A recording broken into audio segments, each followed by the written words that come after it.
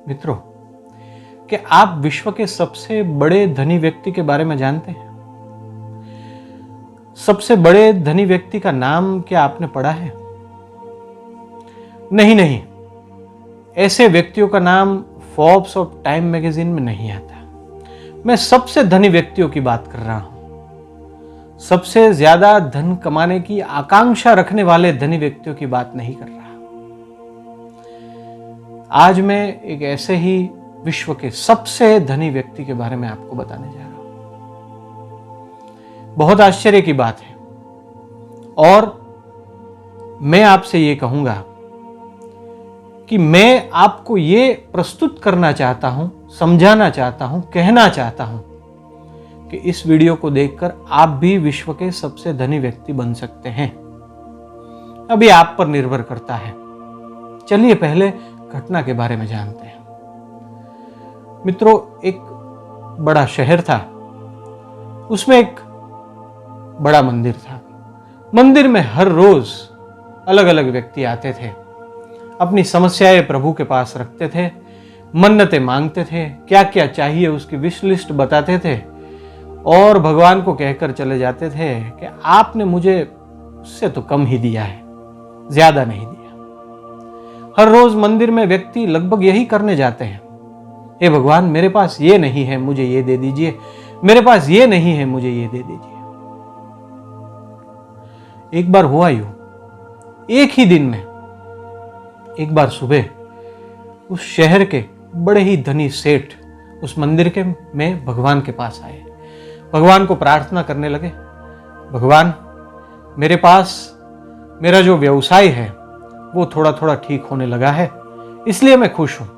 मैंने पिछली बार आपसे प्रार्थना की थी कि भगवान आप मेरे व्यवसाय को इतना करोड़ रुपए जितना बढ़ा देंगे तो मैं आपके यहाँ इतने नारियल चलाऊंगा, मैं इस मंदिर का जीर्णोद्धार भी करूंगा और इतना तेल भी चढ़ाऊंगा।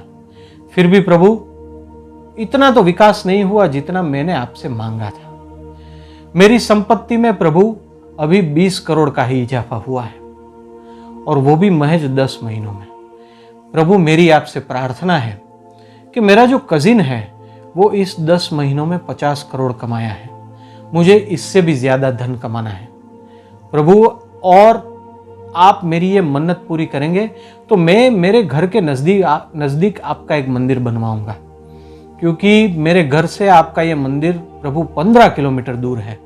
अब रोज रोज आपके दर्शन करने में आने में मुझे बहुत देर लगती है, ट्रैफिक भी बढ़ गया है और मेरे धंधे का टाइम भी इस पे कम होता है। तो मैं प्रभु एक छोटा सा नया मंदिर बनवाऊंगा, लेकिन प्रभु मुझे इतना फायदा करवा दे। प्रभु मैं तो हर बार हर हमेश आपके यहाँ आता हूँ, मन्नत मांगता हूँ, बहुत सारे नारियल चलाता हूँ, बहुत तेल भी चढ़ाता हूँ और प्रभु 1-2 बार तो मैं चल के भी आया था। अब आपकी जिम्मेदारी है, आपके इस भक्त के मुनाफे में और ज्यादा बढ़ोतरी कीजिए। प्रभु 3 बंगले तो मेरे है ही, लेकिन मैं चौथे शहर में एक और बंगला बनाना चाहता हूँ। प्रभु आपने मुझ पर जितनी हो सके उतनी कृपा नहीं की है। प्रभु आप तो भक्त वत्सल है, सुदामा की एक मुट्ठी पौवा खाने से ही आपने तो उसको बड़ा ही महल बनवा दिया था। प्रभु मुझे भी थोड़ा ऐसा कुछ दे दीजिए, वगैरह वगैरह प्रार्थना करके, प्रार्थना से ज्यादा अपनी समस्याओं का वर्णन करके, भगवान ने जो दिया था उसके प्रति असंतोष व्यक्त करके वो धनी व्यक्ति वहां से चला गया, वो धनी सेठ वहां से चला गया। वो धनी सेठ ने भगवान से ये भी कहा, अरे भगवान आपके मंदिर में तो एसी भी नहीं है, अब मैं ज्यादा नहीं ठहर सकता, मैं इतनी गर्मी सहन नहीं कर पाता हूं। प्रभु आप मेरी मन्नत को बराबर ध्यान में रखिएगा। मित्रों, उसके बाद भगवान के पास एक व्यक्ति आया, कपड़े थोड़े फटे हुए थे, एक पैर नहीं था, एक बैसाखी के सहारे वो जैसे तैसे थोड़े दादर चढ़ के भगवान के पास आया। उसने 2 हाथ जोड़कर आंख में अश्रु के साथ भगवान को प्रार्थना करना शुरू किया। देखकर किसी को भी लगे कि अरे इसको तो बहुत सारी समस्याएं होगी, वो भगवान को बहुत सारी समस्याएं बता रहा होगा, लेकिन उसने आंख में अश्रु के साथ भगवान को कहा, भगवान 5 दिन पहले मैंने आपसे 1 गिलास दूध मांगा था। प्रभु, कल शाम को मुझे कोई व्यक्ति 10 गिलास दूध दे गया और मैं जहां पे झोपड़ी में रहता हूं, मेरे आसपास के सभी जो झोपड़पट्टी में रहते हैं ऐसे व्यक्तियों को मैंने वो दूध दिया। जो कुत्ते वहां पे रोज आते जाते उनको भी पिलाया। प्रभु, हम सब तृप्त हो गए। मैंने तो सिर्फ आपसे 1 गिलास दूध मांगा था, आपने प्रभु इतना सारा दूध भेजा। मैं प्रभु स्पेशल चल के आपके पास आपका आभार मानने आया हूं कि प्रभु आपने मुझे कितना दिया। प्रभु, मेरे पास ओढ़ने को शॉल नहीं थी और मेरे पास रहने को घर नहीं था। आपने मुझे इतनी अच्छी झोपड़ी भी दे दी और ओढ़ने के लिए 2 शॉल दे दी। प्रभु, मैं आपका बहुत आभारी हूं और मुझे क्या चाहिए। प्रभु, भले मैं इस शहर की हद के बाहर रहता हूं, फिर भी इस शहर में आपका मंदिर है तो मैं रोज चल के आपके पास आ सकता हूं, क्योंकि मंदिर और मेरे झोपड़पट्टी के बीच सिर्फ 20 किलोमीटर का अंतर है। तो प्रभु, मैं चलना शुरू करता हूं, आपका नाम लेता हूं और प्रभु आराम से आपके वहां पहुंच जाता हूं। आज तो मैं खास तौर पे प्रभु आया हूं आपका आभार मानने के लिए कि आपने मुझे जीवन में कितना कुछ दिया है। मैंने पिछले जन्म में बहुत पाप किए होंगे, फिर भी प्रभु आपकी कृपा कम नहीं हुई है। मैं कितना प्रभु आपको आभार मानूं। मैं आपको शत शत प्रणाम और वंदन करता हूं। मैं तो प्रभु आपको कुछ चढ़ा भी नहीं सकता, लेकिन मैं आपसे जरूर वादा करता हूं कि प्रभु अगर मेरे पास 1 रोटी का टुकड़ा भी ज्यादा होगा तो मैं अपने आजू बाजू वालों के साथ हर हमेश मिल बांट के ही खाऊंगा। ऐसे वंदन करके, भगवान से प्रार्थना करके वो व्यक्ति चला गया। मित्रों, आपको पता है भगवान और महापुरुष ऐसे व्यक्ति को विश्व के सबसे धनी व्यक्ति के तौर पर जानते हैं। जो व्यक्ति के पास संतोष है, जो भगवान के पास सिर्फ मांगने नहीं आते, सिर्फ अपनी समस्याओं का पहाड़ लेके नहीं आते।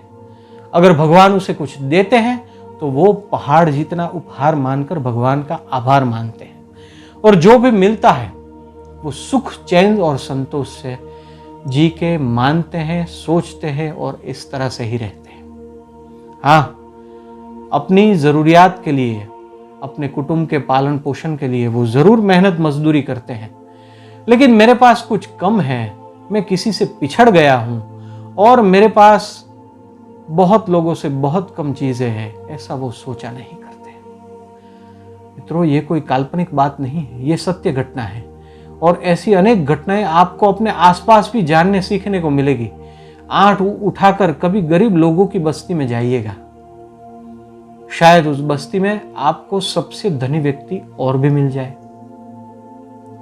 संतोष से बड़ा और कोई धन नहीं है। जाइए उन लोगों के पास जिनके पास 5 बंगले हैं, लेकिन शायद 5% भी शांति नहीं है। इसका मतलब यह नहीं है कि धन अशांति ही लाता है, लेकिन मित्रों, धन से शांति आती है, ये बात बहुत बड़ी मूर्खता है। जाइए मित्रों उन व्यक्ति के पास कि जिनके पास बहुत सारी गाड़ी है, लेकिन वो तनिक गर्मी में जरा भी नहीं बैठ सकते और उनको कुछ होने लगता है शरीर में। जाइए मित्रों इनके पास भगवान ने जिनको बहुत सुख दिया है, बहुत धन दिया है, सांसारिक तौर पर उनके पास कोई भी कमी नहीं है, लेकिन उनको सच्चे हृदय से प्यार करने वाला कोई नहीं होता है। जरा अंदर की आंख खोल के देखिए, भगवान ने हमें कितना कुछ दिया है। विश्व की घटनाओं को देखिए, भगवान ने हमें कितना कुछ दिया है। मित्रों, सबसे धनी हम अपने दृष्टिकोण से बन सकते हैं। जो भी भगवान ने दिया है, अगर उसमें संतोष हमें मिल जाएगा तो हम सबसे धनी होंगे। रात को भगवान का आभार मानकर हम सोएंगे, प्रभु कितना दिया। सुबह भगवान का आभार मानकर उठेंगे, प्रभु एक और नया दिन, एक और नया चांस दिया। तो हमसे बड़ा धनी व्यक्ति और कोई नहीं होगा। धन, मान लीजिए मित्रों, मैं आपको 500 करोड़ की संपत्ति के साथ मंगल ग्रह पे भेज दूं, उससे आप सर्वाइव कर पाएंगे? नहीं। मित्रों, मान लीजिए मैं एक ऐसे आतंकवाद से ग्रसित देश में आपको सारे सोने मोहर के साथ भेज दूं, तो क्या आपको वहां शांति और सुख सोने के कारण मिलेगी? नहीं मिलेगी। शांति और सुख मन का प्रतिबिंब है, और अगर शांति और सुख मन का प्रतिबिंब न होते तो सारे करोड़पति व्यक्ति सबसे ज्यादा सुखी होते। सबसे धनी व्यक्ति भौतिक रूपों से नहीं, अपनी आंतरिक सुख और संतोष से ही मापा जाता है। अगर आप चाहे, मैं आपको मेहनत करने की ना नहीं बोल रहा, अगर आप चाहे तो आपको जो भी मिला है भले ही मेहनत कीजिए और पाने के लिए, लेकिन संतोष के दृष्टिकोण से आप सबसे धनी व्यक्ति बन सकते हैं। लेकिन हां, अगर आप चाहे तो। मित्रों, एक बच्चा स्वामी विवेकानंद के पास गया। उसने कहा, प्रभु मेरे पास कुछ नहीं है, मुझे कुछ दीजिए। स्वामी विवेकानंद ने कहा, ठीक है, एक काम करो, तुम्हारी आंखें मुझे दे दो, मैं तुम्हें 2 करोड़ रुपए दूंगा, या तो कुछ बहुत बड़ा धन दे दूंगा। उस बच्चे ने कहा, नहीं, मैं नहीं दे सकता। स्वामी जी ने कहा, रुको, एक काम करो, तुम मुझे अपने कान दे दो, मैं तुम्हें इतना सारा धन दे दूंगा। उसने कहा, नहीं, मैं नहीं दे सकता। स्वामी जी ने कहा, चलो रहने दो, किडनी दे दो, मैं बहुत सारा धन तुम्हें दूंगा, आजीवन तुम्हें कोई तकलीफ नहीं पड़ेगी।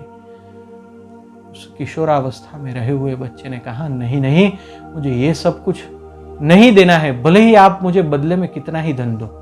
स्वामी जी ने पूछा, क्यों? उसने कहा, आप भले ही मुझे कितना भी धन दो, ये मेरे पास जो वस्तुएं है ये उससे भी बड़ी मूल्यवान है। सोचिए मित्रों, भगवान ने हमें कितना दिया है। स्वामी जी ने उस बच्चे से वही कहा, अरे सोच, मेहनत कर, भगवान ने तुम्हें स्वस्थ बनाया है, सभी कुछ दिया है, तुमसे बड़ा धनी व्यक्ति कौन है? अगर संतोष और सुख के माध्यम से, दृष्टिकोण से अगर जीवन में मेहनत चालू रखो। चलिए, आप सबसे बड़े धनी व्यक्ति बनते हैं या नहीं, ये तो आप और भगवान ही जान पाएंगे।